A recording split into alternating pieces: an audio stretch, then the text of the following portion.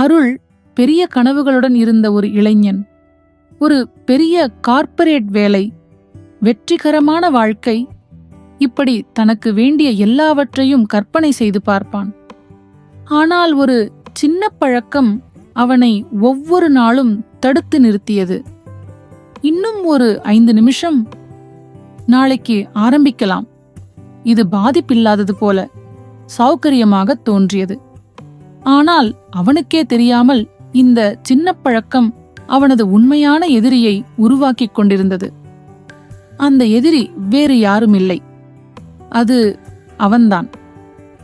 ஒரு நாள் அருளுக்கு ஒரு அழைப்பு வந்தது.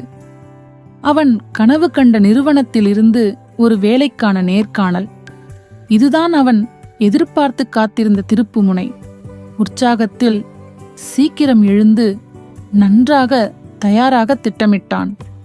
ஆனால் முந்தைய நாள் இரவு ஒரு டிவி நிகழ்ச்சியை பார்த்து கொண்டு கண் விழித்திருந்தான். காலையில் அலாரம் ஒலித்தபோது அவன் அதை அணைத்தான். இன்னும் கொஞ்ச நேரம், அந்த சில நிமிடங்கள் அவனது கனவை மூடிய கதவாக மாறியது. அவன் கண் விழித்தபோது நேரம் கடந்துவிட்டது. அவன் அவசரமாக நிறுவனத்திற்கு ஓடினான். ஆனால் நேர்காணல் ஏற்கனவே முடிந்துவிட்டது.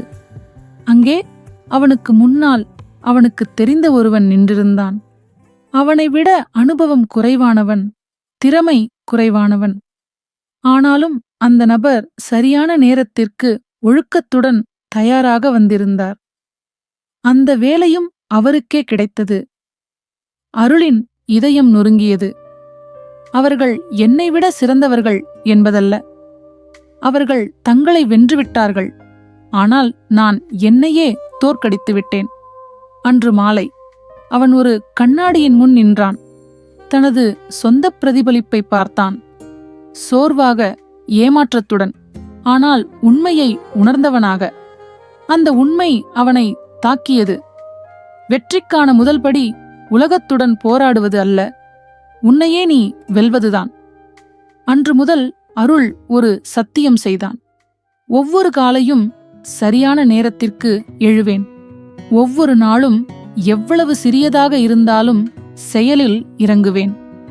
ஒவ்வொரு சவாலையும் சாக்குப்போக்குகள் இல்லாமல் ஒழுக்கத்துடன் சந்திப்பேன். வாரங்கள் கழித்து அவன் மீண்டும் முயற்சித்தான்.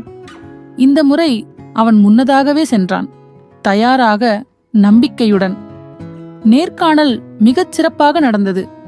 இந்த முறை வெற்றி அவனை தேடி வந்தது. ஏனென்றால் அருள் முதலில் தன்னை வென்றிருந்தான்.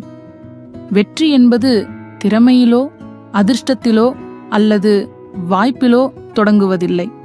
அது சுய ஒழுக்கத்திலும் உங்கள் சொந்த பழக்கங்களுக்கு எதிரான சிறிய வெற்றிகளிலும் தொடங்குகிறது.